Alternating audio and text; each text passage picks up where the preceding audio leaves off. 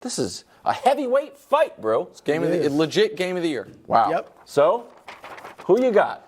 You got one of these teams going to the Super Bowl. Yeah, Baltimore. Yep. This is funny. Soon to have both of them. No, this is a funny thing because Why? yesterday, for some reason, I thought the game was in Baltimore, and I really thought, man, they are disrespecting the Ravens by having them 5.5-point underdogs.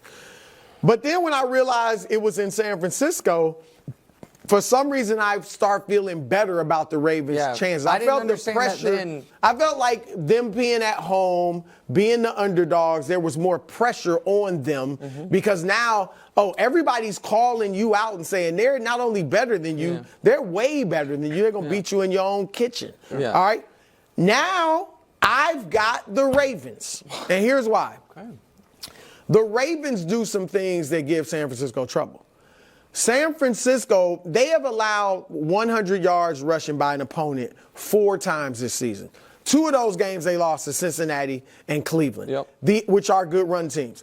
The other team that's gained 100 yards against them twice is, ironically, Arizona, which does have a good run game. But what does Arizona not have? Defense. So they can run, but they can't stop you like Cleveland can. And Baltimore can. Baltimore has the best run game in the league, not only the best in the league, but it's unique because of the quarterback, Lamar Jackson. Good. So you're going to have, I think they're going to be able to run the ball on San Francisco, and then they've got the defense that can stop you. So I see a close game. I think they do slow down McCaffrey in the run game, and I got 27-24 Ravens. So this excellent pick. You make a lot of good points. Let me add to an additional Ravens, a reason to like the Ravens. And I said it yesterday, but I want to amplify it. Kyle Shanahan cannot win games he's trailing going into the fourth quarter. This is a point that I have made over the last year. Horrible, It is now, I think, seeming to catch on more mainstream. Going into the fourth quarter, down 3 or more in his head coaching career, it has happened 32 times. How many do you think he's won? 3? 1. That's a bizarre. How can that be? Josh, we're working over the holiday. We're going to grind all this. Do you put that on his quarterbacks? I put it. It is a combo, but it is a coach quarterback problem. I think that if you don't, and I'm not trying to diss Purdy here. This is if you don't have a true difference maker at quarterback, then if you all of a sudden the game script gets away from you, and the other team knows. We don't have to respect the run the way we typically do. We don't have to. We can really play you in a different way. He doesn't have an answer, and his quarterbacks have never been. And there's only like 10 of. No, I'm talking about as a head coach. This is only in San Francisco. So only in San Francisco is this case. He's never had a quarterback who, even if everything's working against him, has been able to be like, you know what, I got it. Maybe Purdy will be that guy one day. We haven't seen it, and the 3 times it's happened to Purdy, they've lost those games as well. Or I think 2 of those times. His play calling is bizarre, and too. so, yes, and I don't think he gets a little tight at the end of games, all of that. And the Ravens' problem has been the only reason they lose is because they blow fourth quarter leads. So that's an argument for the Ravens. However, with all that said, I think San Francisco at full strength wins the game. Oh, my goodness gracious. The tides have turned. No, and this is for me, and I rarely get these, but this is a can't lose for your old buddy Nick Wright. Because this is a smart move. This is a smart pick. No, I don't mean pick-wise. I mean, if the Ravens lose, the Chiefs are this close to having the Arrowhead Invitational back on.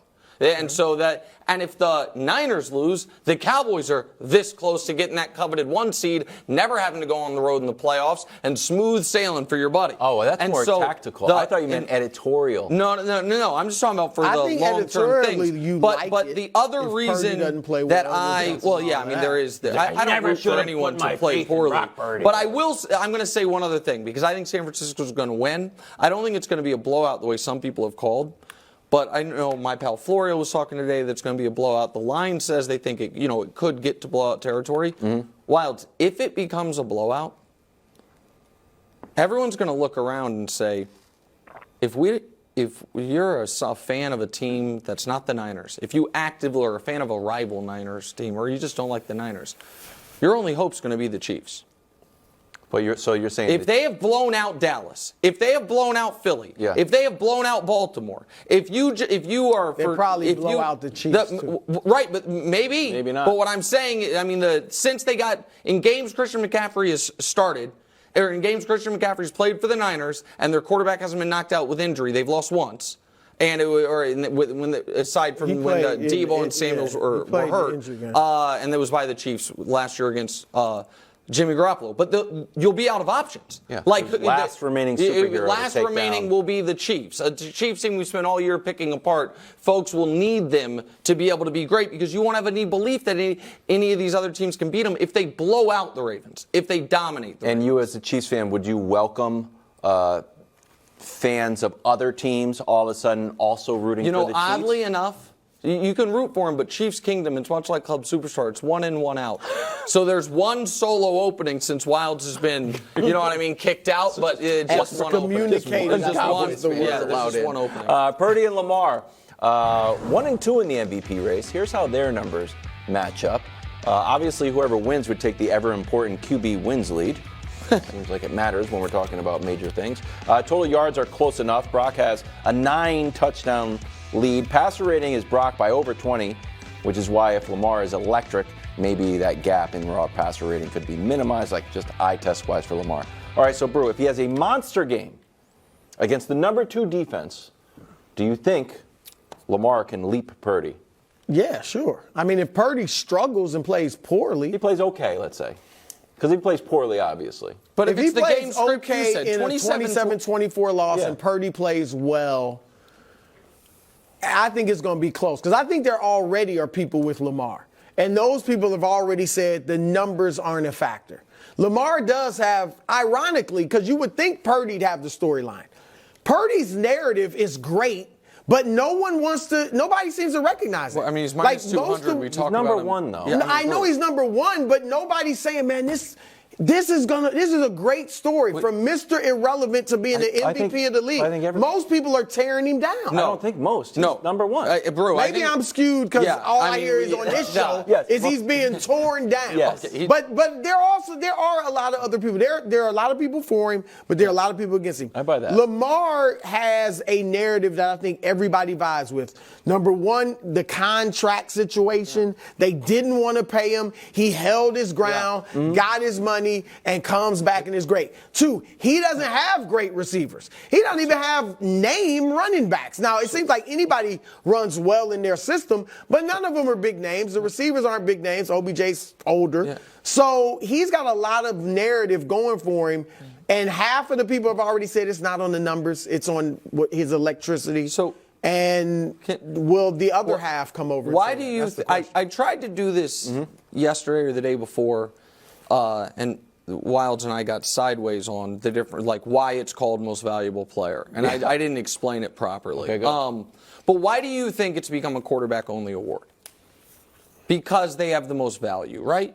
Because no matter how, the ball all the time. Because I think it's just the glamour position now. It used to be a running back award. Okay, so I've listened to like some of the voters who talk about it now, and they say the single best defensive player in the league is less valuable than the 9th best quarterback. And so it's become J.J. Watt was crushing, and you guys were losing. Exactly. When you were in Houston, right, and that team, J.J. Watt, in fact, the year they won 12 games, he had 4 touchdowns, he had 20 sacks, and he got like 1 vote because you're not going to provide the value of a quarterback. So here's my question. If valuable is a key part of this, it is really, really hard for me to believe anyone's going to watch these two teams on Sunday, no matter the result, and walk away from it and say, you know what?